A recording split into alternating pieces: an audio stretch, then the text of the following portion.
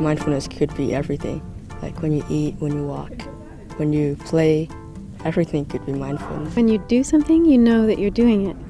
So whether you're walking, or whether you're eating, or whether you're sitting, or even playing a video game, you know what you're doing, so your mind isn't somewhere else. When we share mindfulness with children, they really enjoy it, and they see that the way we are together in a group of kids, it has a real quality.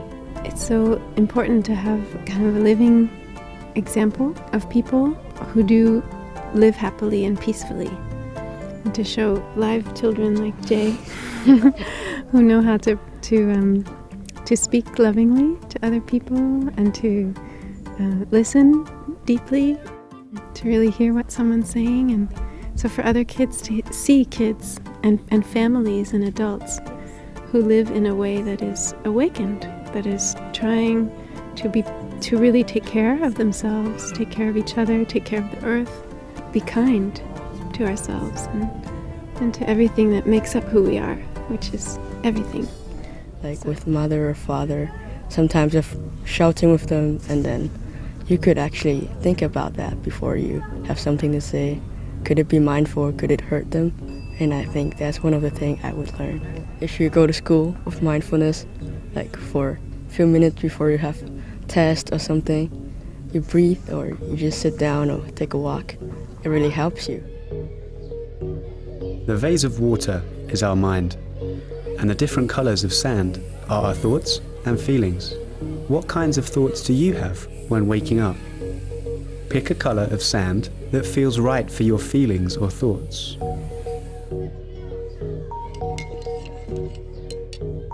This is how our minds are when we are in a hurry, stressed, angry, or upset. Can you see things clearly in this state? Let's breathe with the bell and observe all the sand as it slowly settles to the bottom of the jar.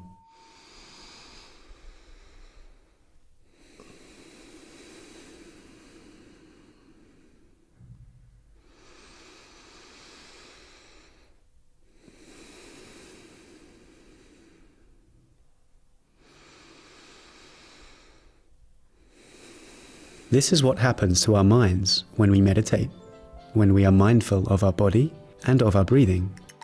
What is the water like now? The thoughts and feelings can still be there in our minds, but rest peacefully at the bottom because we know how to return to our breathing to calm them. If people bully me, I'll look into why they bully me. Maybe they have their own suffering, or they see something in me that make them suffering. Or maybe his families have problems and they want something to make people unhappy, to make themselves feel good. We also need to understand why they do that. If we can't do something to stop what the other person is doing, we can at least take care of what's happening in us.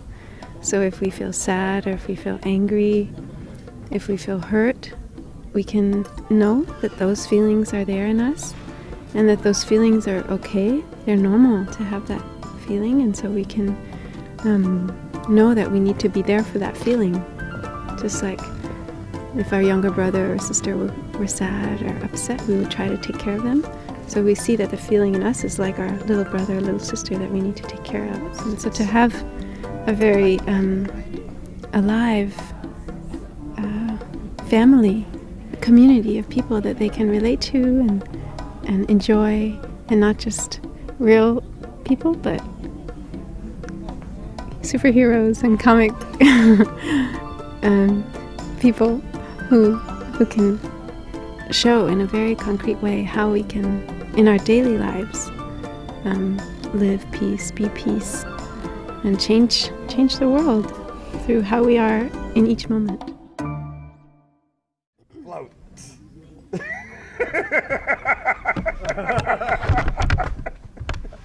They didn't teach me how to float. Where is the part about floating?